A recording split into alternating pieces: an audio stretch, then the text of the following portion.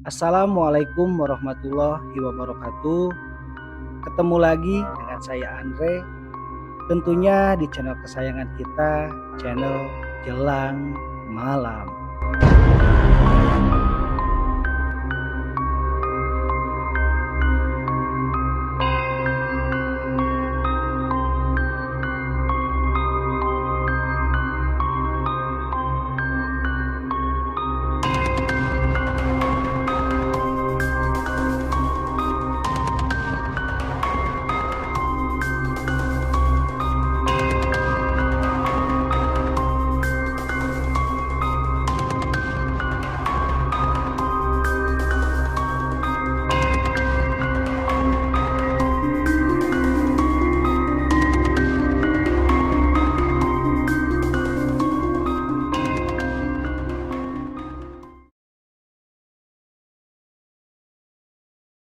Sahabat Jelang Malam, di video sebelumnya tentu saja ada cerita tentang kisah Haris dan Bos Anas. Lumayan panjang juga ya saya selesaikan. Nah, sahabat Jelang Malam, setelah menyelesaikan cerita kisah Haris dan Bos Anas, tiba-tiba saya ngedrop alias sakit. Nah, alhamdulillah sekarang udah agak mulai membaik ya. Jadi saya bisa upload lagi, saya bisa update lagi video-video terbarunya buat sahabat Jelang Malam. Nah, sahabat Jelang Malam, kali ini ada cerita tentang kisah PKL ya. PKL di salah satu rumah sakit yang ada di Jogja ya. Oke, nggak harus nunggu lama lagi. Ceritanya dimulai dari sini. Seorang perawat yang pertama kalinya merasakan praktek kerja lapangan di salah satu rumah sakit di Jakarta, merasakan pengalaman PKL. Saat itu perawat tersebut tahu kalau rumah sakit itu terkenal angker. Putri, seorang perawat yang juga berkuliah di kota yang sama. Setelah mempersiapkan semuanya, Putri bersama kakaknya berangkat menuju lokasi PKL. Tak sampai 1 jam, Putri tiba di asrama. Singkat cerita, setelah memasuki minggu pertama masa PKL, Putri kebagian shift malam. Saat itu, ia ditemani 3 orang laki-laki dan 3 orang perempuan. Entah pukul berapa, Putri jaga di bagian depan, tepatnya di resepsionis salah satu bangsal, bersama 1 orang laki-laki bernama Agus. Sementara teman-teman yang lain sedang mengitari bangsal-bangsal lain untuk memastikan keadaan satu persatu pasien yang berada di sana. Tiba-tiba, saat suasana kian senyap dan sepi, Agus bertanya kepada Putri, "Put, dengar suara orang ketawa gak? Kayak suaranya itu di ruang sebelah," katanya. Tak ingin panik, Putri berbohong kepada Agus. Ia mengatakan kalau ia tidak mendengar apapun. Padahal sebenarnya Putri mendengar hal yang sama, tapi berusaha untuk acuh. Tak lama setelah itu, seseorang memanggil Agus. Ia adalah Roni, salah satu dari 3 orang laki-laki yang berjaga malam itu. Setelah Roni memanggil Agus, otomatis saat itu Putri tinggal sendiri. Pas satpam yang biasa berjaga di dalam pun tidak ada. Selang beberapa waktu, suara langkah kaki berderap ramai. Putri pikir beberapa orang akan datang menemaninya. Namun setelah ditengok ke sumber suara, Putri tak melihat siapapun di sana. Agak bingung, merinding, keringat dingin. Semua perasaan campur aduk. Kaki pun jadi sulit bergerak. Saat-saat seperti itu, Putri harus ganti pembalut. Terpaksa Putri berjalan agak cepat ke toilet dan langsung mengganti pembalut. Setelah selesai mengganti pembalut, Putri membuang pembalut yang sudah dibungkus sedemikian rupa ke dalam bak sampah. Lalu saat sedang mencuci tangan di wastafel, Putri bercermin. Tiba-tiba terdengar suara bak sampah yang terjatuh dan terlihat pembalut yang sudah dibungkus itu terbuka. Di sana Putri melihat dengan jelas sosok perempuan berpakaian putih, berambut panjang dan wajah yang pucat. Perempuan itu menyeret badannya dan menjilati pembalut yang sudah Putri buang. Padahal Putri sangat yakin ia telah membersihkannya.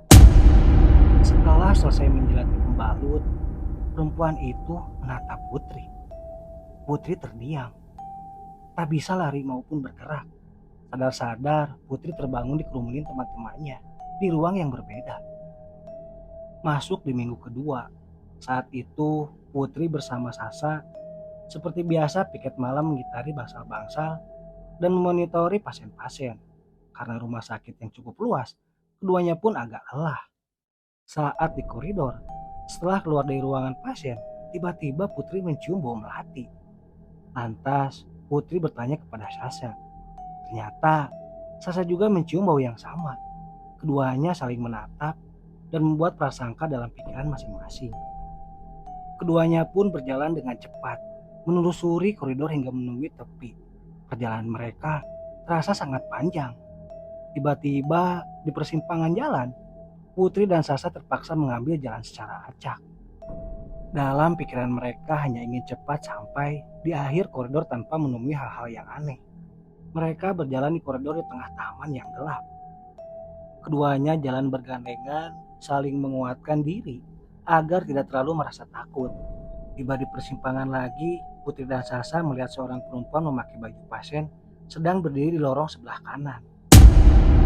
Lantas Putri dan Sasa menghampiri perempuan tersebut. Dan saat Putri sudah mendekat, tepat di belakang perempuan dengan rambut sepenggang, Putri bertanya, "Permisi mbak, kok malam-malam di luar? Kenapa?" Tanyanya. Pasien tersebut tak menjawab sepatah kata pun. Menengok pun tidak. Mengetahui respon itu, Putri mengeraskan suaranya karena barangkali perempuan itu mungkin kurang mendengar ucapan yang Putri sampaikan. Agak gugup, Putri melihat perempuan itu menggerakkan kepalanya perlahan. Tak ada yang aneh.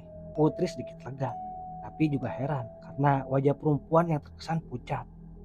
Melihat respon itu, Putri bertanya letak kamarnya yang kemudian akan mereka antar. Perempuan itu pun menunjukkan arah tepat yang dia maksud. Tak punya maksud buruk, tempat yang perempuan tunjuk itu kamar mayat. Putri tak meyakini kalau perempuan tersebut makhluk tak kasat mata, karena penampakannya masih terkesan wajar, seperti manusia pada umumnya. Putri dan Sasa berjalan tepat di belakang perempuan tersebut, perlahan melewati kamar-kamar. Belum juga berhenti sampai akhirnya mereka berada di ujung ruangan yang tak lain adalah kamar mayat.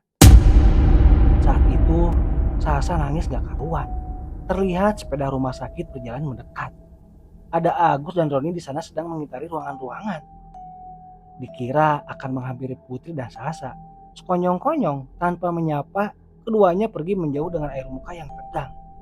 Karena fokus dengan perilaku Agus dan Roni, saat itu tak sengaja Putri dan Sasa menabrak perempuan yang berada di depannya. Spontan keduanya minta maaf. Tapi Putri maupun Sasa mencium bau busuk yang sangat menyengat. Refleks kedua tangannya menutup hidung dan mencari sumber bau. Tak disangka, sumber bau itu ada pada perempuan yang berada di depan mereka. Keduanya saling pandang. Tak lama terdengar suara tawa yang berasal dari perempuan itu. Seakan mengejek karena mengetahui para perawat itu terganggu. Mereka pun mundur perlahan. Saat itu juga perempuan itu menengok ke belakang tanpa memutar badannya. Astagfirullah, ucap Sasa kencang. Saat itu pula Sasa pingsan. Putri berlari dengan niat mencari pertolongan. Setelah berlari agak jauh, bukannya menerima pertolongan, Putri malah melihat Agus maupun Roni yang juga pingsan di lorong saat mengendarai sepeda rumah sakit. Putri berusaha untuk membangunkan keduanya. Untungnya cepat sadarkan diri, lalu menceritakan kejadian yang barusan dialaminya. Karena masih merasa takut, kedua laki-laki itu tak berani ke tempat di mana Sasa masih pingsan dan membutuhkan pertolongan. Akhirnya, Putri, Agus, dan Roni meminta tolong ke Pak Satpam. Sebut saja Pak Basuki. Beliau Satpam senior yang sudah lama bekerja di rumah sakit ini. Dan cerita-cerita tentang hal yang telah dialami oleh Putri. Pak Basuki pun sudah tak asing dengan kehadiran makhluk-makhluk itu. Singkatnya, Pak Basuki membantu menolong Sasa. Agus membopong Sasa dan membawanya ke ruang perawat. Tak lama kemudian, Sasa akhirnya sadar dan dihirupnya minyak kayu putih. Di ruangan perawat, cerita yang dialami Putri menghebohkan seisi ruangan. Sampai menjelang pagi, Putri kembali ke kos-kosan. Putri dan ketiga temannya tidak ingin tinggal di asrama karena merasa lebih luasa dalam beraktivitas. Masuk di minggu ketiga, Putri dan teman-temannya sepakat untuk tidak menceritakan pengalaman mereka sebelum menuntaskan kegiatan PKL. Tak sangka setelah akhirnya mereka semua bisa leluasa menceritakan pengalaman mereka selama PKL. Banyak hal tak terduga yang ditemui. Cerita dimulai dari Mega. Saat itu Mega mendapat tugas berjaga bersama Dian. Mega diperbantukan di bagian administrasi, sementara Dian membantu perawat lain di bangsal satu. Sekitar pukul 10 malam, Mega sibuk dengan layar laptop di ruangan. Saat Mega sedang mendata nama-nama pasien, ada seorang perawat yang masuk ke ruangan dan meminta Mega untuk mengecek nama pasien yang masuk tadi siang. Pasien korban kecelakaan katanya.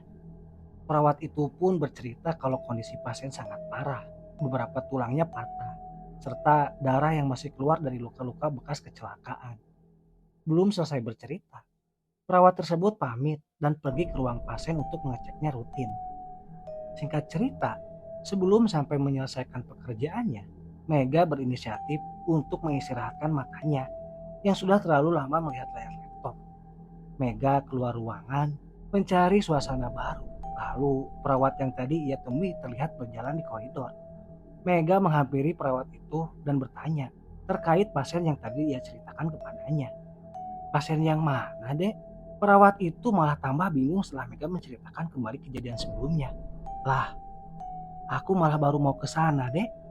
Ini Mbak juga lagi mau ambil peralatan di ruangan, katanya. Mega tambah bingung karena perawat yang dia temui sebelumnya mungkin memang bukan perawat yang berada di hadapannya saat ini. Karena penasaran, Mega meminta untuk ikut pergi bersama perawat itu. Mega berjalan di belakangnya, hingga sampai di ruangan. Sebelum perawat itu membuka pintu, terlihat sosok perawat keluar dari ruangan tanpa membuka pintu. Ia menembus dinding dengan penampakan yang halus terkesan transparan. Namun, sosok itu ternyata tidak terlihat oleh perawat itu. Saking fokusnya melihat sosok itu, Mega melihatnya menengok dan tersenyum. Sontak Mega takbir. Diketahuinya ternyata Mega memiliki kelebihan tertentu. Sampai-sampai sulit membedakan mana manusia, mana yang bukan manusia. Kejadian lain, Mega bertemu dengan sosok Korin dalam satu pasien. Di suatu hari, setelah keluar dari toilet melewati lorong rumah sakit, siang itu banyak orang lalu lalang. Saking banyaknya orang, ruang-ruang lorong terasan penuh dan sesak karena bukan hanya manusia saja yang sedang beraktivitas di sana. Ada beberapa sosok berpakaian compang-camping, berbau amis, berbau busuk, tapi karena Mega dapat menghindari dari gangguan tersebut, ia tak sampai diganggu oleh makhluk-makhluk itu. Suatu saat, ia melihat seorang pria kepala empat berdiri di depan ruang pasien. Karena Mega tahu memiliki firasat kalau itu bukan manusia, Mega hanya berlaku tak peduli. Tapi nyatanya, pria itu mengikuti Mega. Setelah melafalkan doa-doa, Mega sengaja masuk musola, berwudu dan memakai mukena. Lalu Mega berusaha membuka komunikasi dengan pria tersebut. Pria itu bercerita sampai menangis. Saat itu, ia mengalami kecelakaan selepas pulang kerja. Pria tersebut ternyata baru saja membeli mainan untuk anaknya. Sebuah kereta mainan yang hendak diberikan setelah tiba di rumah. Mega terisak. Panjang lebar pria itu melanjutkan ceritanya. Sampai akhirnya pria tersebut menitipkan pesan kepada Mega. Mbak, kalau sampean berkenan dan mau, tolong berikan mainan kereta-keretaan itu ke anak saya.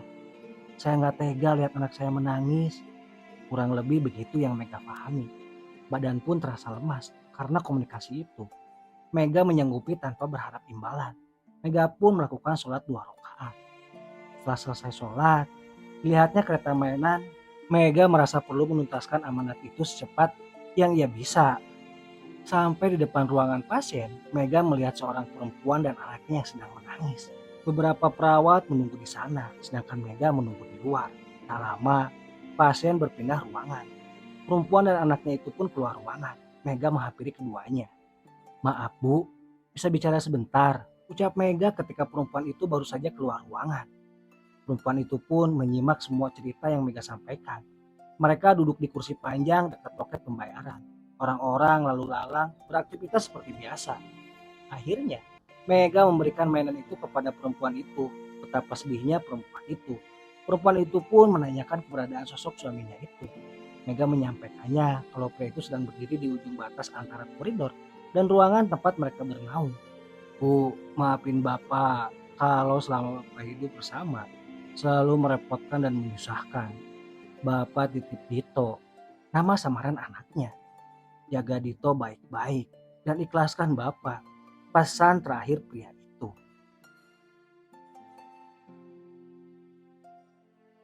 Sahabat Tilang Malam, sekian video kali ini tentang cerita PKL di Rumah Sakit Angker ya. Ini video pertama lagi ya selama 3 hari bed rest ya. Ini juga udah keluar keringet dingin ya. Jadi sahabat Tilang Malam, maafkan apabila ada intonasi atau penyampaian yang kurang jelas ataupun tidak mengenakan, mohon dimaklum.